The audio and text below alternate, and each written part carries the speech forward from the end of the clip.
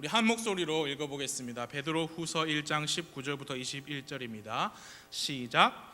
또한 우리에게는 더 확실한 대언의 말씀이 있으니 날이 새어 샛별이 너희 마음속에 떠오를 때까지 너희가 어두운 곳에서 비치는 빛을 대하듯이 말씀에 주의를 기울이는 것이 잘하는 것이니라. 먼저 이것을 알라. 성경 기록의 대언은 결코 어떤 사적인 해석에서 나지 아니하였나니 대언은 옛적에 사람의 뜻으로 말미암아 나오지 아니하였고 오직 하나님의 거룩한 사람들은 성령님께서 자기들을 움직이시는 대로 말하였느니라. 아멘. 자리에 앉아 주십시오. 우리 함께 읽으신 이 구절 여러분 잘 아시는 성경 구절이시죠? 예, 암송도 많이 하셨고요. 그리고 우리 교회처럼 하나님의 말씀을 가장 최고로 여기는 교회들에서는 정말 잘 알려진 그런 중요한 말씀입니다. 사도 베드로는 그야말로 예수님과 직접 함께 걷고 함께 먹고 함께 생활하면서 직접 예수님을 경험했던 그런 제자였습니다. 마태복음 17장에 보시면 우리가 잘 아는 변화산상의 내용이 기록되어 있습니다. 우리가 변화산이라고 그냥 쉽게 기억하게 말은 하지만 그 산 이름이 변화산은 아니에요. 그냥 높은 산이라고 기록되어 있습니다. 거기에서 베드로는 밝게 빛나는 영광스러운 모습의 예수님을 보았어요. 그렇게 변하신 모습을 직접 보았습니다. 모세와 엘리야와 함께 이야기를 나누는 그 모습을 베드로가 직접 보았고요. 그리고 또 그 순간에 하늘로부터 나오는 아버지 하나님의 음성을 들었습니다.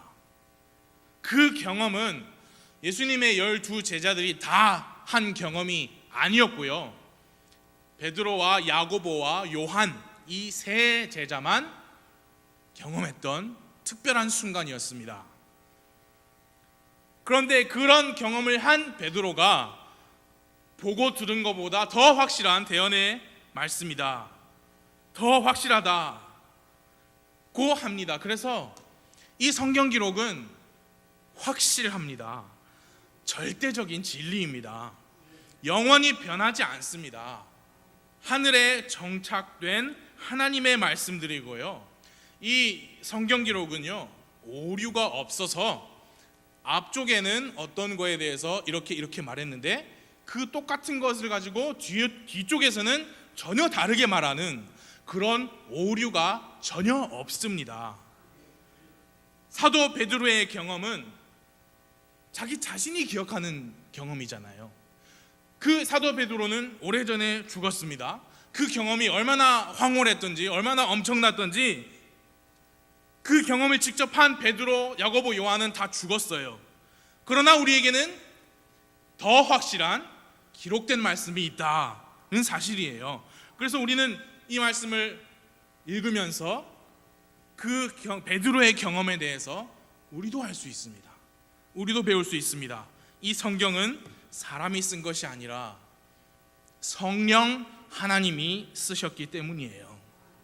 사도 베드로께서 내가 보고 내가 들은 경험보다 더 확실한 이 대언의 말씀으로 뭘 하라고 했습니까?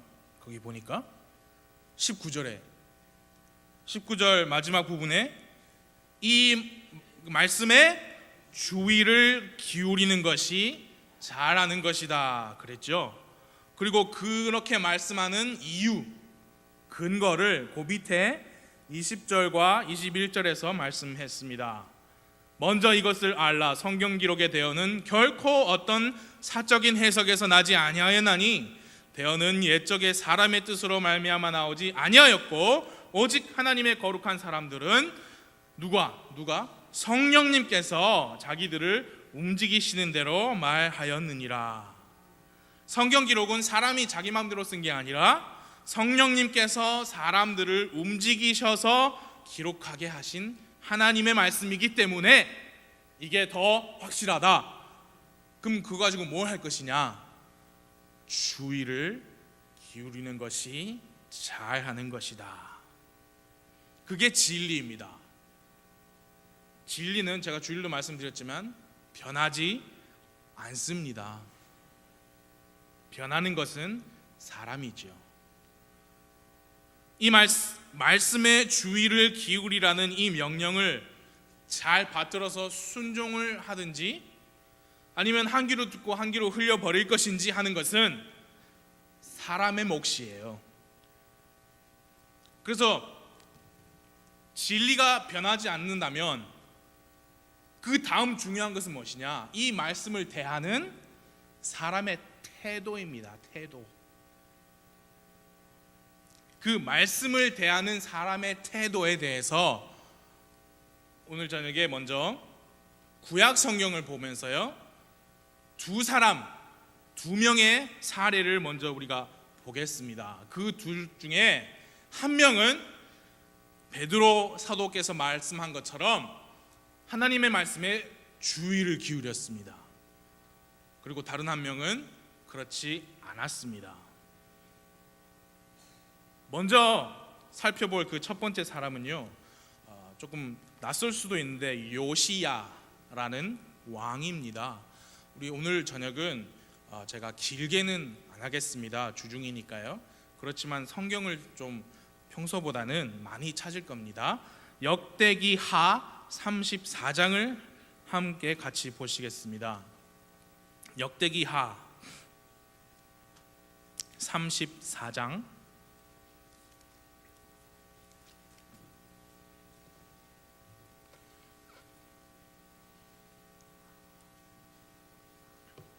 역대하 34장. 요시야는 유다의 왕이었습니다. 남왕국과 북왕국으로 갈라진 이후에 북왕국의 왕들은 다 악했어요. 그렇게 그냥 생각하시면 되고요. 남왕국의 유다죠. 유다의 왕들은 한 절반 정도는 하나님을 따랐고 나머지 절반은 그렇지 못했습니다. 역대기하 34장 1절에 보시면요, 요시야가 통치하기 시작할 때에 나이가 8세, 아주 어릴 때 왕이 되었죠. 나이가 8세였습니다. 2절에 보니까요, 그는 어떤 왕이었냐면 주의 눈앞에서 올바른 것을 행하여 자기 조상 다윗의 길들로 걷고 오른쪽으로나 왼쪽으로나 치우치지 아니하였던 그런 왕이었습니다. 이제 어릴 때 어떻게 했느냐? 3절 보세요. 그가 아직 어릴 때 곧 자기의 통치 제8년에, 그러니까 8살에 통치하고 그로부터 8년이 지났으니까 16살이죠. 자기 조상 다윗의 하나님을 구하기 시작했어요. 16살 때. 또 제12년에 산당들과 작은 숲들과, 이것은 뭐냐면 우상들이에요. 조각한 형상들과 부어 만든 형상들을 제거하여 유다와 예루살렘을 정결하게 하기 시작하였더라. 그래서 바알의 제단들 다 치웠어요. 직접.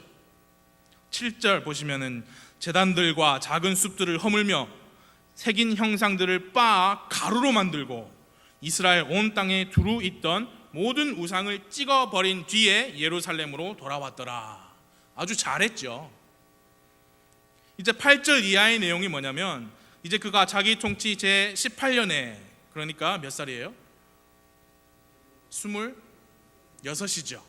26살 때 그 땅과 그 집을 정결하게 하고, 그 다음에 이제 또 주 자기 하나님의 집을 보수하려고, 성전이죠. 성전을 보수하려고 사람들을 보냈습니다. 사람들을 보냈는데 성전을 보수하던 사람이 공사하다가 성전 바닥에서 율법책을 발견한 겁니다. 그래서 그것을 요시야 왕에게 다시 도로 가져왔어요. 몇 절 보시냐면 15절 보시면요, hil기야가 나오는데 대제사장입니다. hil기야가 서기관 사반이라는 서기관이 나오죠. 좀 기억하시면 재밌어요. 나중에 응답하여 이르되 내가 주의 집에서 율법책을 발견하여노라 하며 그 책을 사반에게 넘겨주매 사반이 그 책을 왕에게 가져가서 왕에게 말을 다시 전하며 이르되 왕의 종들에게 맡기신 모든 것을 그들이 행하였나이다. 넘어가서 18절에 서기관 사반이 또 왕에게 고하여 이르되 제사장 힐기야가 내게 책을 주었나이다 하며 사반이 왕 앞에서 그 책을 낭독하며 19절을 같이 읽어볼까요? 시작. 왕이 율법의 말씀들을 듣고는 자기 옷을 찢으니라. 율법의 말씀들을 듣고 이 요시야 왕이 자기 옷을 찢었습니다. 그 이유가 무엇이었냐면 그 율법의 말씀들을 듣고 보니까 자기 조상들이 이 율법의 말씀대로 지키지 않고 거기에 기록된 대로 행하지 않아서 하나님께서 진노하셨구나, 그걸 알게 되었습니다. 실제로 요시야의 선대 왕 아몬, 이름도 생소하죠. 그렇게 짧게 기록되고 넘어가요. 아몬 그리고 그 위의 왕 므낫세 왕, 두 왕이 다 악한 왕들이었습니다.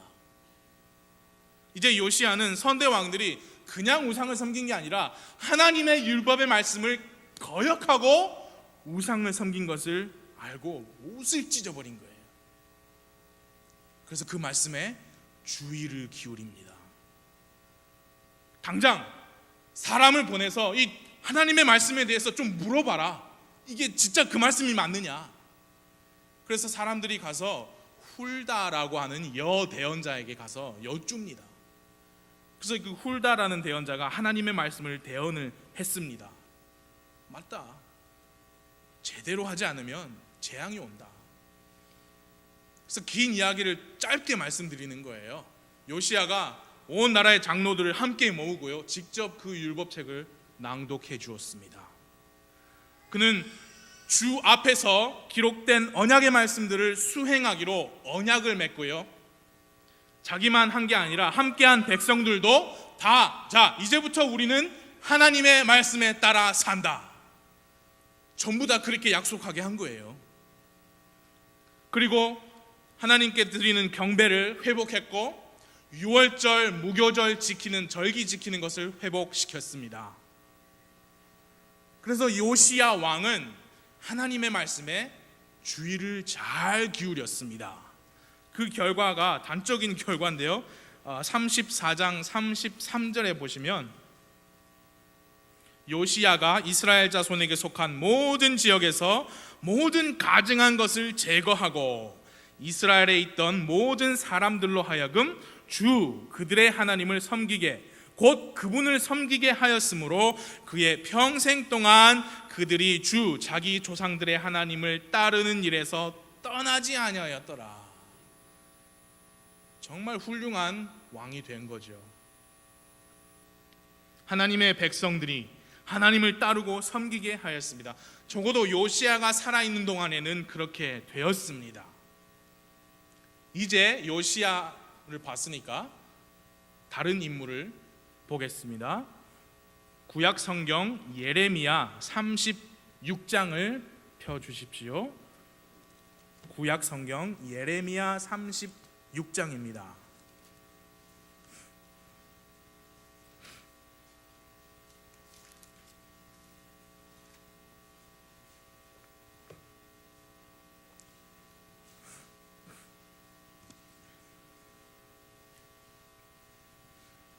예레미야 36장, 그 옆에 색인해 보시면 램이라고 나온 게 예레미야입니다. 우리 예전에 그 옛날에 개역 성경 때는 페이지 번호도 얼추 다들 비슷했어요, 그렇죠?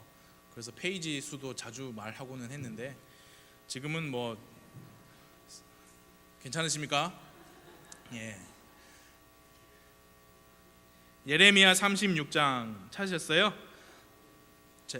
1절만 한번 같이 읽어볼까요? 1절 시작. 유다 왕 요시야의 아들 여호야김의 제4년에 주로부터 이 말씀이 예레미야에게 임하니라 이르시되.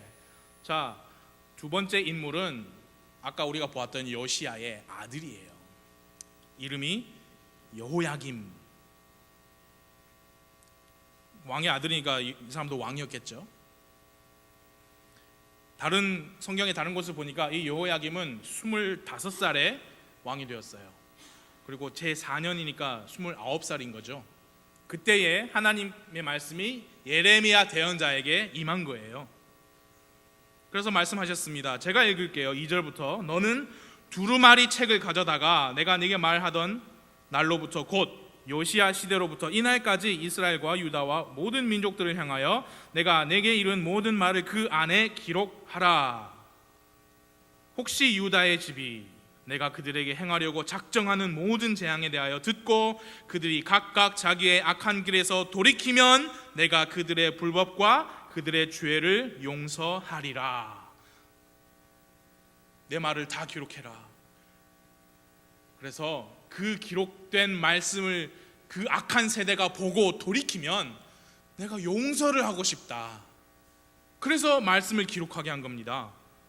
그래서 이제 4절부터 보시면 예레미야가 바룩이라는 사람을 불렀어요. 그래서 예레미야가 하나님께서 자기에게 주신 말씀을 하나하나 다 소리내어서 말합니다. 그래서 바룩이 하나하나 다 적습니다.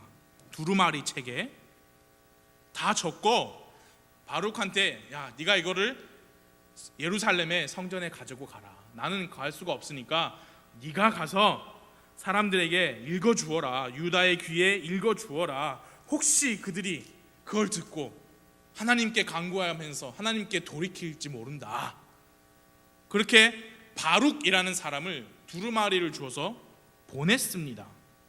그래서 8절 보시면은요, 네리야의 아들 바룩이 대언자 예레미야가 자기에게 명령한 모든 것에 따라 행하여 주의 집에서 그 책에 있는 주의 말씀들을 낭독하니라. 그리고 10절 보십시오. 그때에 바룩이 주의 집 윗뜰에서 곧 주의 집의 새 문 어귀에 있던 방, 즉 서기관 사반의 아들 그마랴의 방에서 그 책에 있던 예레미야의 말들을 온 백성의 귀에 낭독하니라. 여러분, 사반 아까 기억나시죠? 사반, 그 사반인데 그 사반의 아들도 서기관이에요. 그마랴의 방에서 그걸 낭독했대요. 그런데 11절, 그 그마랴의 아들 사반의 손자죠. 사반의 손자여 그마랴의 아들인 미가야가 그 책에서 나온 주의 모든 말씀을 듣고 그때에 왕의 집으로 내려가 서기관의 방으로 들어가매 보라, 모든 통치자들 곧 서기관 엘리사마와 스마야의 아들 들라야와 악보레의 아들 엘나단과 사반의 아들 그마랴와 하나님의 아들 시드기야와 하나냐의 아들 시드기야와 모든 통치자들이 거기에 앉아 있더라. 이 사람들이 다 바룩이 먼저 말하고 미가야가 전해 들은 그 미가야의 말을 들은 거예요.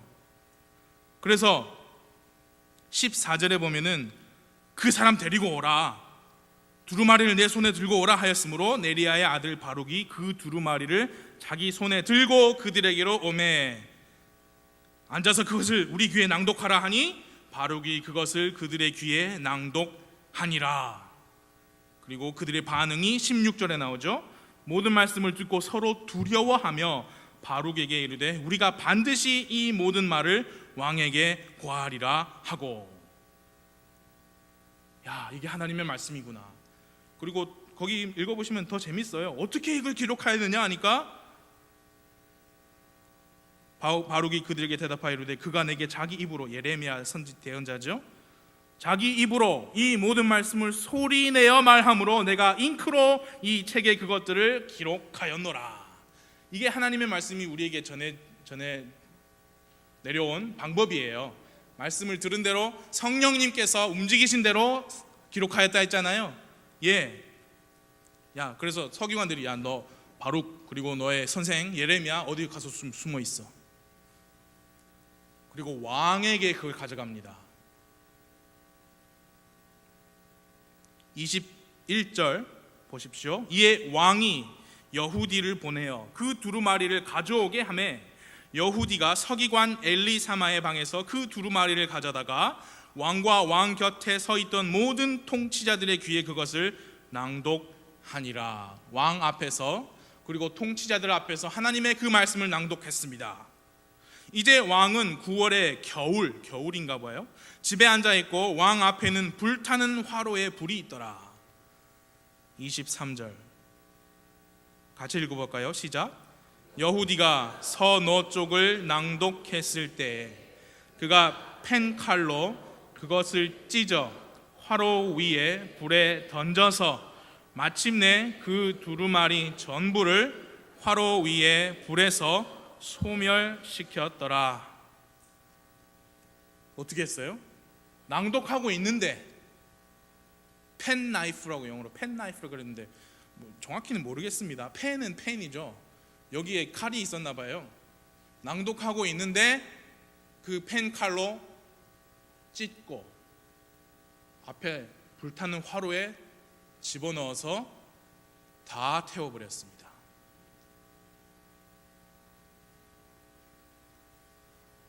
요시야와 아들 여호야김의 하나님의 말씀을 대하는 태도가 너무 다르죠. 물론 저는 여러분 이쯤 되면 어느 쪽을 더 본받아라 어째 뻔한 메시지잖아요. 당연히 요시야를 따라라 하겠죠 제가. 그리고 그거를 모르시는 분이 여기 없습니다. 진리는 변하지 않고 우리는 진리를 따라야 한다. 그걸 모르시는 분이 여기 계실까요? 제가 찢어도 상관없습니다 그런 헛소리 할 게 아니잖아요. 목사님도 안 계신데. 요시야가 잘한 것인지 다 알고 계십니다. 그게 맞는 것인지 다 알고 계십니다. 어떻게 제가 그렇게 자신 있게 말하느냐? 진리는 변하지 않기 때문이에요. 제 확신이 서거든요. 여기 계신 분들은 진리를 사랑하신 분이에요. 진리는 변하지 않기 때문에 둘 중에 어느 사람이 잘했다? 당연히 요시야죠. 그게 진리이고요. 진리는 이 책에 제시되어 있습니다. 진리는 변하지 않습니다. 변하는 것은 누구요? 사람이에요. 진리는 정착되어 있는데 그것을 대하는 사람은, 사람의 태도는, 사람의 영의 상태는 변합니다.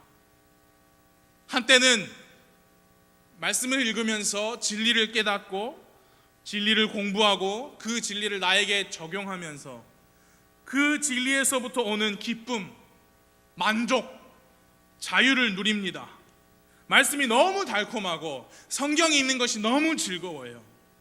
말씀 선포를 듣는 것이 정말 큰 복이고 큰 도전이 되고 그 말씀 선포를 듣는 것으로부터 힘을 얻고 위로도 얻고 영의 양식을 얻습니다. 그 말씀으로 성장하고요, 또 그 말씀이 때로는 나를 책망도 합니다. 그래서 깨닫고 회개하고 또 그만큼 성장합니다. 그래서 조금씩 말씀대로 믿고 행동하는 건전한 교리의 사람으로 세워집니다.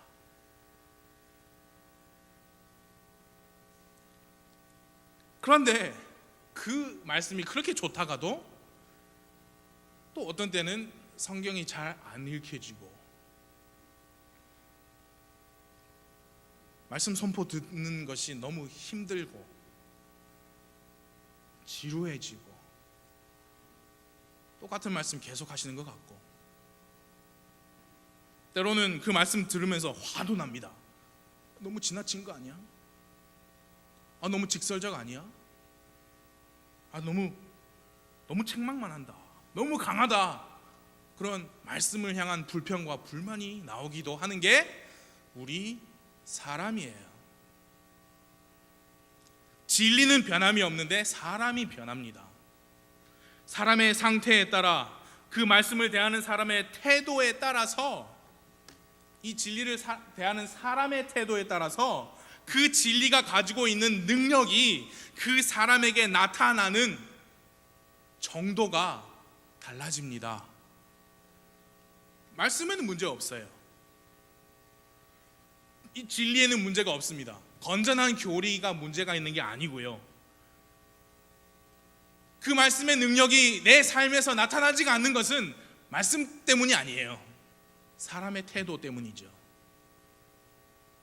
왜 나에게는 성장도 없나, 변화도 없나?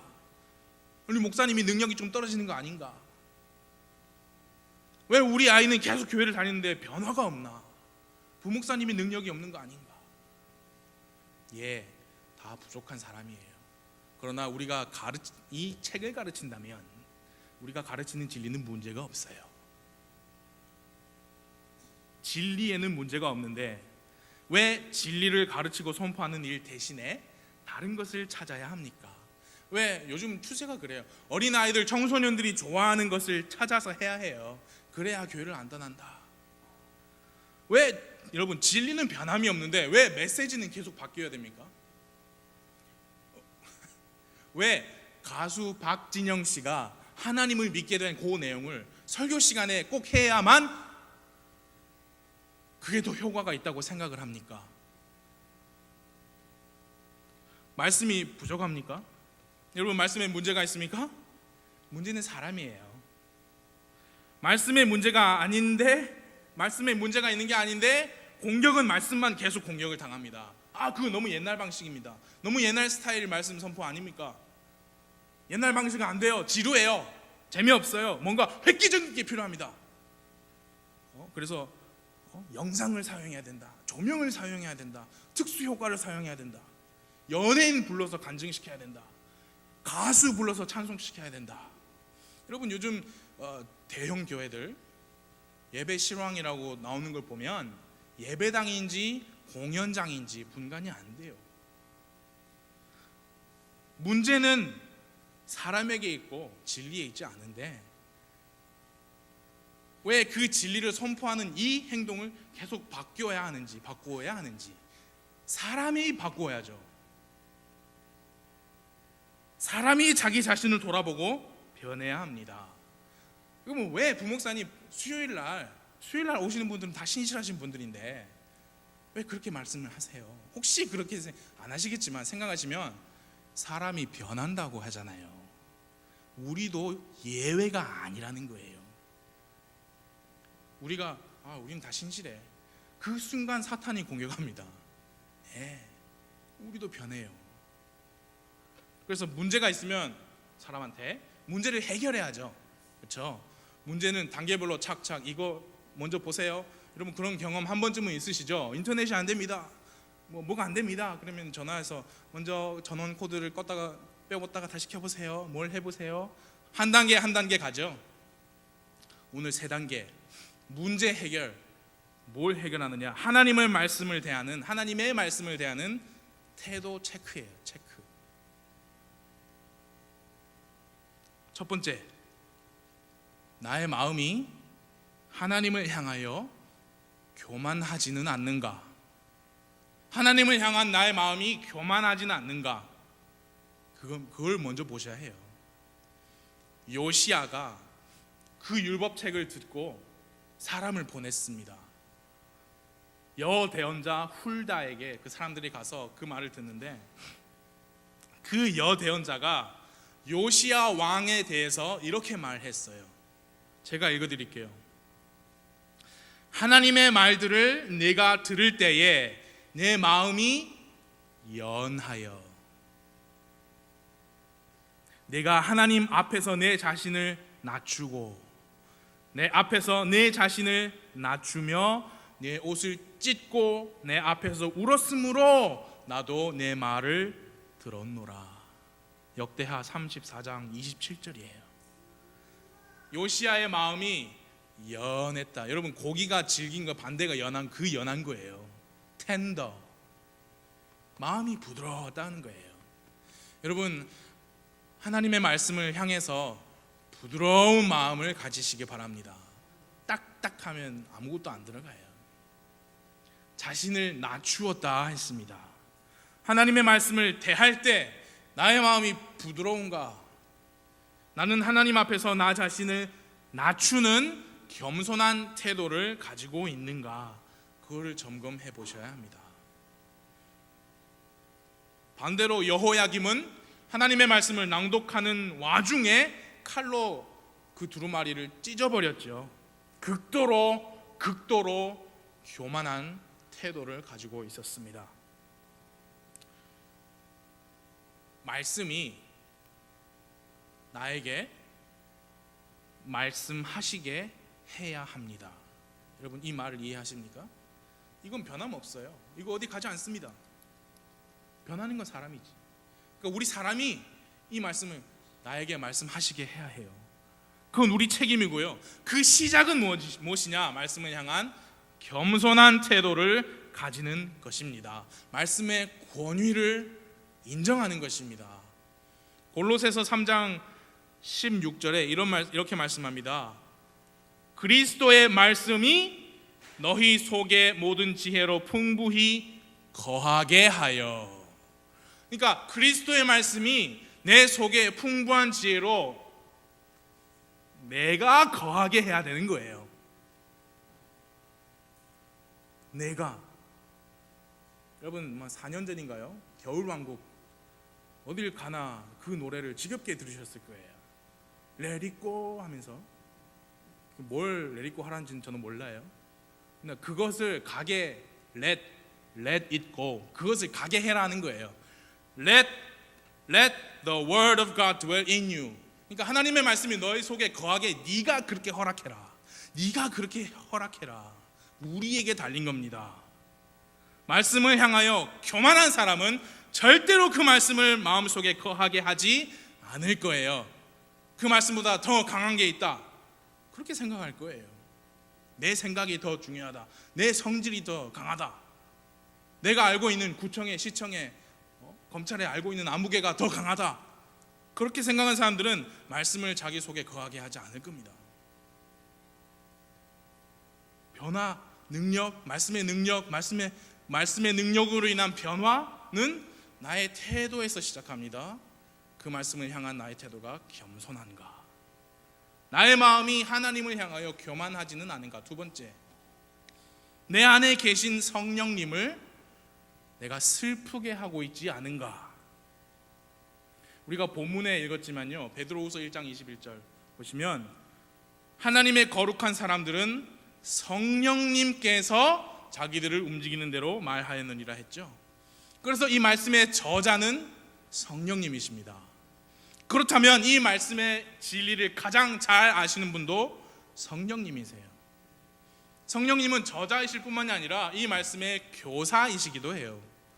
성경 말씀을 보면 성령님이 우리를 가르치신다 했거든요.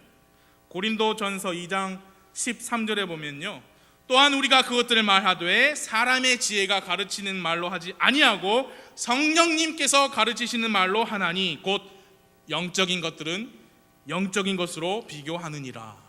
하나님의 말씀을 깨닫고 그 능력이 나를 사로잡게 하시는 분은 바로 성령님, 성령 하나님이십니다.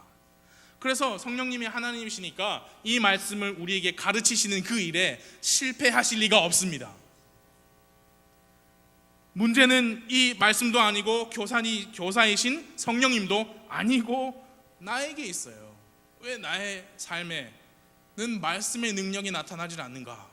그럴 때 이 질문을 해야 되죠. 이 말씀의 저자이신, 이 말씀의 교사이신 성령님을, 내 안의 성령님을 내가 슬프게 하고 있지는 않는가? 나와 성령님과의 관계는 지금 올바른 관계인가? 아무리 똑똑한 분이라도요, 아무리 공부를 잘하는 분이라도 이 영적인 것은요, 영적인 것으로 받아들이고 비교해야 합니다. 사람의 지혜로 되는 게 아닙니다. 성령님께서 가르쳐 주셔야 우리가 말씀을 이해하고 깨닫고 받아들이고 그 능력을 맛볼 수가 있어요. 성령님을 슬프게 할 수 있다.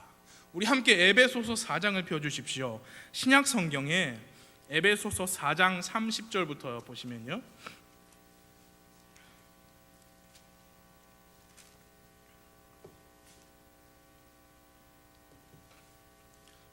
에베소서 4장 30절부터 제가 읽어드리겠습니다. 하나님의 거룩한 영을 슬프게 하지 말라. 그분으로 말미암아 너희가 구속의 날까지 봉인되었느니라. 너희는 모든 쓴 것과 진노와 분노와 소리 지르는 것과 비방하는 것을 모든 악의와 함께 버리고 서로 친절히 대하며 상냥한 마음을 품고 서로 용서하기를 하나님께서 그리스도로 인하여 너희를 용서하신 것 같이 하라. 쓴 것, 진노, 분노, 소리 지르는 것, 비방하는 것, 모든 악의, 한마디로 하자면 쓴 뿌리. 생각만 해도 울화가 치밀어 오르는 그 사람, 혹은 그때 그 사건, 아직 내가 용서하지 못한, 아직 나를 괴롭히는 뭐 어떤 것, 그것이 내 안에 있으면 내 안에 계신 성령님께서 슬퍼하십니다. 성령님으로 말미암아 우리가 구속의 날까지 봉인되었느니라 했습니다. 우리는 이미, 우리 혼은 이미 구속함을 받았습니다. 그렇죠? 그러나 예수님께서 오시면 우리의 몸이 변할 거예요. 그 몸의 구속을 말씀하고 있습니다. 봉인, 김영수 집사님 일하시면서 어떤 중요한 서류 같은 거 혹시 맡으신 적 있으시죠? 어떤 경우에는, 그런 경우도 있으셨는지 모르겠어요. 그게 딱 봉이 돼 있어요. 그래서 그것을 뜯으려면 뭔가 하나를 뜯어야 되는데, 그게 뜯기는 순간 그게 가지고 있는 힘이 다 없어지는 거예요. 절대 뜯으면 안 되는 봉인이에요. 그게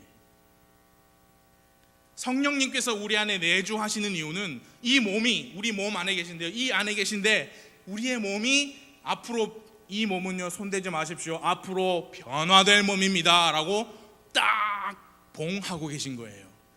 그렇기 때문에 그분이 우리 안에 계신 겁니다. 그런데 그 안에 우리가 쓴 뿌리로 가득하면 성령님께서 슬퍼하실 수밖에 없지요. 그분과의 관계가 올바를 수가 없지요. 근데 그분이 누구시냐? 말씀의 교사님이세요.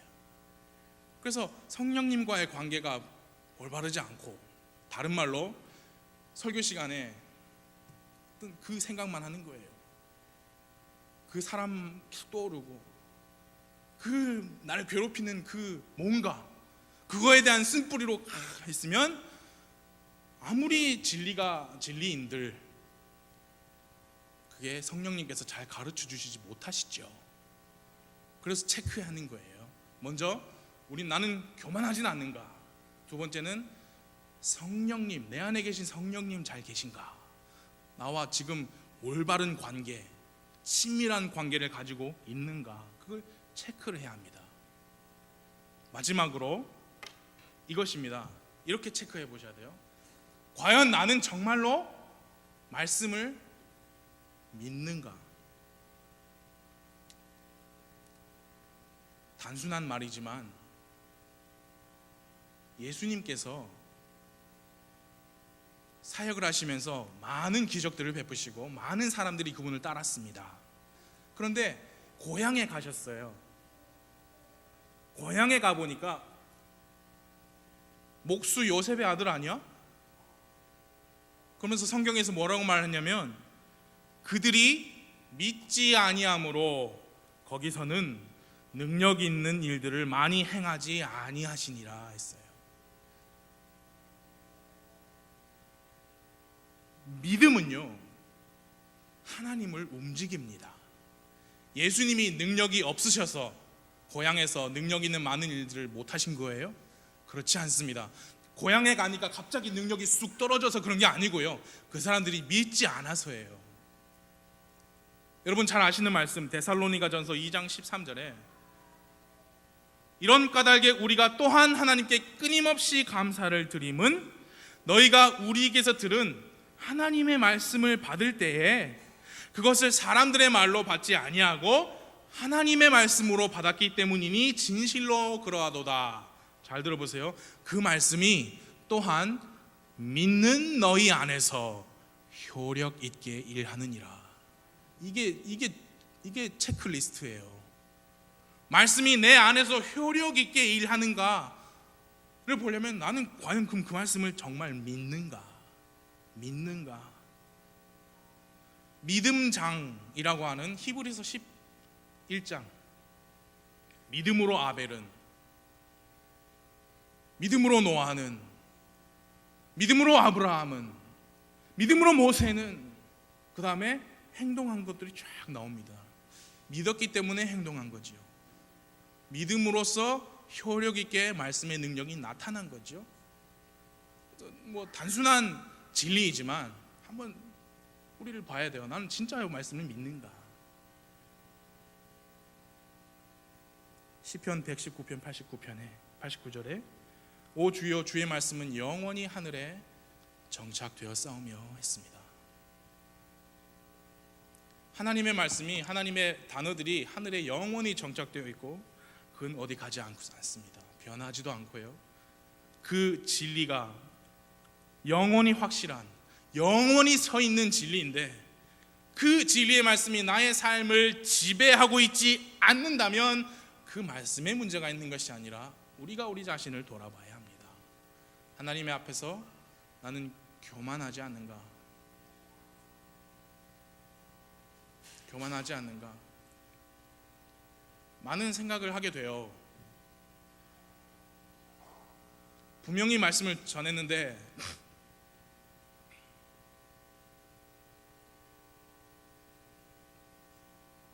전혀 변화가 없으면